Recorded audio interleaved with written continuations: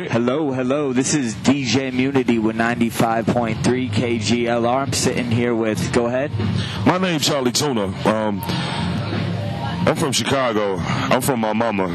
I'm from Jurassic. I'm from Ozomali.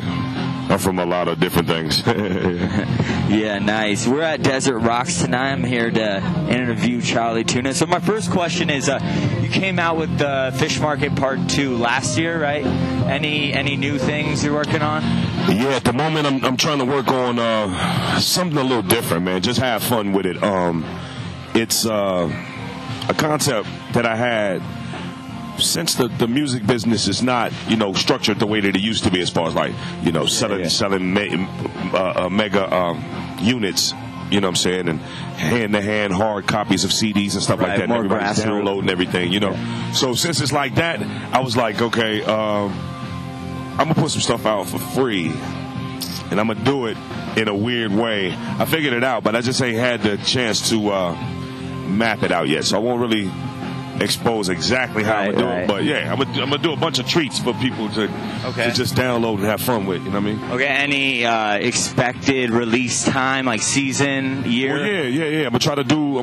They're gonna be seasonal, God willing, and the first one should drop in fall. Okay. Yeah. Okay. Cool. My next question was: is there any factors or aspects of hip hop that you feel could or need to be elevated to keep hip hop alive? Well, I think the one aspect of just existence that could keep hip-hop alive is the people's interest in its past and its history. If people spent more time, or just as much time, in my opinion, trying to go back and figure out how it started, what took place, what turns happened, what situations made the whole genre change, then they'll understand where it's going. You know what I'm saying? Yeah. But people focus so solely on what's happening right now. Right. And that in itself is not the whole picture. It's just a piece of it. Yeah. So I just think that those who enter hip hop with the mind state of the only thing that's going on is the right now, are missing out on a major chunk of what hip hop really is. They're looking at it like a iceberg, one so to speak. view, Yeah, it's like you see just the tip of it. Right. But in actuality, it's a big body up under the water. Yeah. So. I mean, I don't want to give a date, but like 73, Yeah, man. It's been a while. It go deep, and I mean, people don't even take the time to, like, I'll mention an MC's name that's fairly recent, 90s. Early 2000s to, somebody that's maybe 19, 20 years old, 21, 22 years old, and they're like, who? You know what I mean? Right. Well, the only reason I know is because I hung out with a lot older, the older generation, you know what I mean? Yeah, and that's what I'm saying. And I'm sure because of that, they made sure you... Oh, yeah. Yeah, you know what I'm saying? Pay homage. Yeah. I have a 19-year-old son. The 9 elements, even KRS-One's Temple of Hip Hop 9 elements. Yeah, see, that's dope, and that's what's up, man. That's that to me, the knowledge of, and the passing along of the knowledge is what will keep it all alive. You know what I mean? Because it may not be the most popular genre anymore. You know what I mean? You never know. But I'm just saying, still, it can exist and exist strongly because it's created its own foundation. It's made history in a lot of ways, and nobody can take that away from it. I mean, it's changed the world. Fashion, language. I mean, everything. You walk into a grocery store and you hear, an R&B beat that definitely has that hip hop influence. Exactly. My next question was, now correct me if I'm wrong, but you were raised Muslim? Off and on. I was raised with the knowledge of it. You know what I mean? It was a lot of things going on in the 60s and 70s. You know what I'm saying? I was born in the early 70s.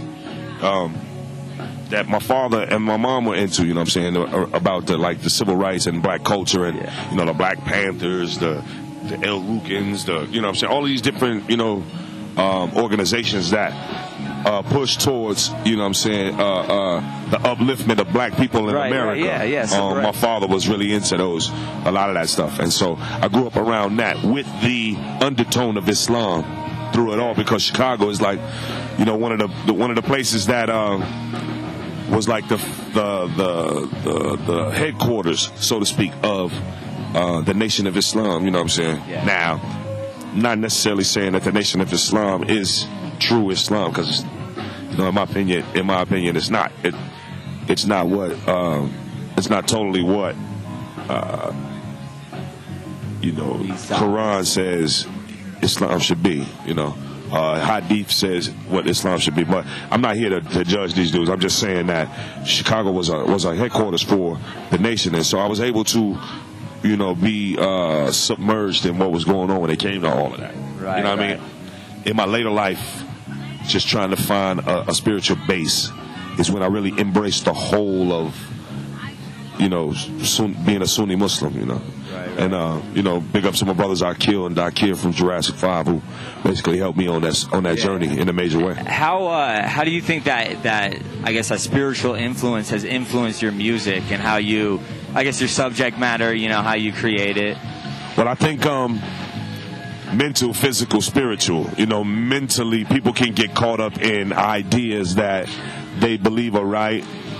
They may be wrong. You know, pride comes in the picture. Physically, right, yeah. You know what I'm saying, we're faltered physically. No man is perfect, and no man can do right all the time. You know, so we ain't going to always get the perfect picture coming from a physical perspective. But in the pursuit of spirituality, in my opinion, it provides a view of perfection. You may not obtain that in your lifetime. Nobody really obtains that vision. I think it's more about the journey than it is the actual obtaining of perfection, because being that we flawed beings, you know what I'm saying, we ain't gonna never be perfect. Right, yeah. You know what I'm saying? So from a spiritual perspective, the only thing that is perfect is God. So we on a journey from God back to God. Right. Thank you so much, man. Oh man, y'all gotta see these big old turkey wings. It's ridiculous. French fries. It looks really good. So yeah, my next question. Let's see. You're a painter as well, right? How has that influenced everything? I mean, do you try to incorporate that at all, or? Well, I used to paint, man, just for myself. Like, that was the only selfish thing I did, I think. As far as, like, I got self-satisfaction out of it, and I didn't really share it with a lot of people. Right, yeah. I was a graffiti artist. Yeah. So I used to bomb, and I didn't want my identity known, you know what I mean? Things like that. So that's how it goes. It was just kind of like that. And I think the attention to detail that I acquired from being a painter is what I apply to my hip hop. You know, whether it be breakdance, you know, whatever aspect of hip hop I'm dealing with. You know what I'm saying? Especially MCing. My attention to detail is what I think. Articulation. Yeah, and just all of that. Just detail, period. So like I'm saying, like in my paintings are really detailed. You know, I try to get as deep as I possibly can in what I see. So I try to paint that same kind of picture, detail-wise, with words, you know. So okay, I think that's that discipline and that patience as well of trying to get it right is what helps out as well. Yeah, for sure. Last time we did an interview with you, you had mentioned that you might get back in the studio with Ozzo Motley. Is that still a possibility, or? We did some stuff. I'm not sure if they're gonna use it, but yeah, it's always a possibility. That's my family, man. You know what I mean? They're gonna definitely be on my next. Yeah, I'm sure. Situation anyway. That. So, yeah. In the last interview that we did with you, you had mentioned that hip hop plays an education, like edutainment / role. When you're making your music, how, like, knowing that, you know, as a person who's conscious of that, how do you, make that play with that? Well, I kind of like try to make it second nature, you know what I mean, and not think about it too much. It's kind of like I know how to walk.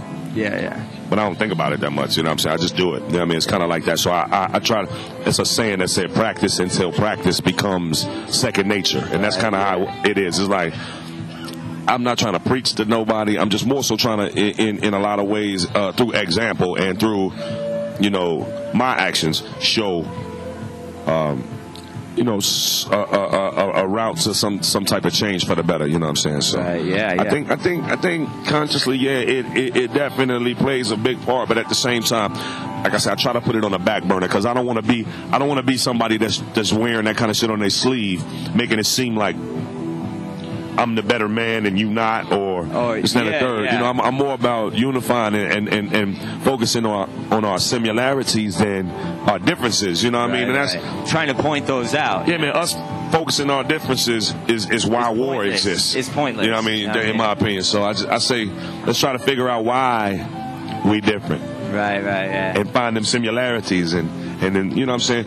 Because I mean, from any spiritual perspective, especially Islam, a lot of people don't even focus on one of these things. One of these points about Islam is that in the Quran it said we are different because Allah wanted us to be different and learn from each other's differences and not to separate throughout the earth in a way that keeps us from participating with our fellow man, you know what I mean? So that's what it's about. You know, it's not about whose religion is better. Those are the aspirations of a man. It's not the aspirations of the teachings, you know, in any holy teaching. Yeah.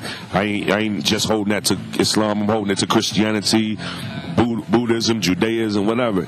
The essence of those teachings are not the corrupt parts. It's the man and the men who engage and interpret it in the ways that they feel. You know what I'm saying? Yeah. So. Cool. Yeah, I think that about sums it up. I want to thank you again for doing the interview. Man, thank y'all for even want to talk to me, man. I appreciate it, man. For real. That's true. I mean, and big up for pirating. Yeah. Arr.